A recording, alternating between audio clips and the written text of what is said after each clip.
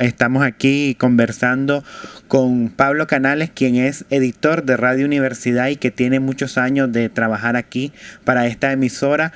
Hoy vamos a hablar un poquito y a conocer sobre cómo inicia él en Radio Universidad. Bienvenido, don Pablo. Bueno, gracias, Bismar. Yo me inicié en Radio Universidad en 1984 y te cuento que un poquito antes de salir al aire, porque cuando era un laboratorio, ahí es donde yo aprendí los controles. Me enseñaron, yo tenía más o menos como unos 15 años cuando entré en esa etapa. La radio era un laboratorio, todavía no tenía su transmisor, estaba en las cabinas, pero no existía todavía el transmisor para salir al aire. Ahí donde yo inicié en el 84, yo me vine en el 80, a inicios del 84 de Nueva Guinea. Yo estudiaba allá, pero por las situaciones de la guerra, entonces me mandaron a traer aquí a Managua. Tenía un hermano que trabajaba aquí en la UCA y él me dijo que iban a sacar una radio. Y me dice, si querés aprender, yo te llevo. En ese tiempo la encargada era la profesora Lina Guerrero con Vicente Vaca y el profesor Gustavo Montalbán. Y entonces me dieron la oportunidad de aprender controles antes de que la radio saliera al aire. ¿A los cuántos años? Yo tenía como 15 años más o menos en esa época. Y entonces me dieron esa oportunidad pues y aprendí los controles. Y cuando ya la radio salió al aire, ya me dieron la oportunidad de trabajar. Te digo, pues, en el sentido de que nosotros no devengábamos un salario, sino que todo era voluntario.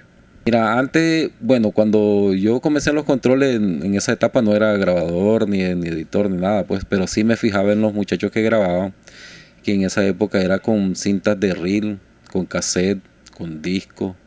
En esa época yo miraba, pero ya después de la etapa de controles pasé al estudio de grabación y este era el material que se utilizaba para grabar. Eran unos equipos que traía uno a cada lado, entonces uno enrollaba y el otro que estaba en blanco que iba rebobinándose y ahí se iban grabando las cosas. Ahí se grababa la música, se grababan las viñetas, se grababa todo lo que se necesitaba para la radio. ¿Y ahí mismo se editaba? Ahí mismo se editaba. Cuando alguien se equivocaba, entonces había unas cintitas para pegar. Entonces había un material que cortaba y pegaba el pedazo donde se quedaba la persona que se equivocó.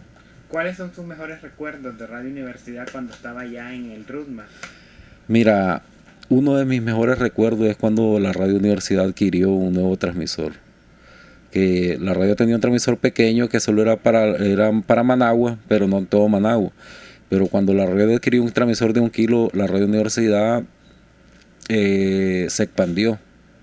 Entonces esos momentos fueron los días más felices de mi vida porque como ya Radio Universidad se escuchaba más lejos, tenía un sonido estéreo, era un sonido sabroso y ya la gente comenzó a saber de Radio Universidad. Eso fue un momento bien alegre de mi vida. Cuando ya la UNAM, no sé si fue que la UNAM reclamó su recinto, entonces la UCA comenzó a traer todas sus facultades, la comunicación, se trajo el INSEC, que en esa época era de economía, y por último nos venimos nosotros, ya en el 99. Fue una etapa diferente porque allá era un lugar solo, un lugar diferente. Había estudiantes, pero no como aquí en la UCA, que es más concurrido. Entonces la Radio Universidad es un cambio diferente, pasar de la soledad a estar como la multitud. Yo estuve 10 años como controlista, del 84 al 94. A mí me trasladaron al estudio de grabación en el 94, por una necesidad que no había quien grababa. Entonces me pasaron a mí al estudio de grabación. Yo comencé siempre utilizando todos estos materiales, utilizando todo lo que se utilizaba anteriormente. Pero en el 1996, comencé a utilizar el Soundforce, que fue la primera versión que salió, la versión 1.5. Lo que pasa es que el Soundforce en esa época era muy pesado porque se trabajaba en WAV y las máquinas no eran tan rápidas como lo son ahora.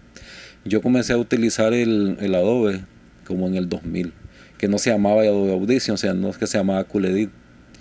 Pero el Cool Edit surgió en el 96, en el 96, pero no era su función para grabación, era una función que se llama plataforma para juego.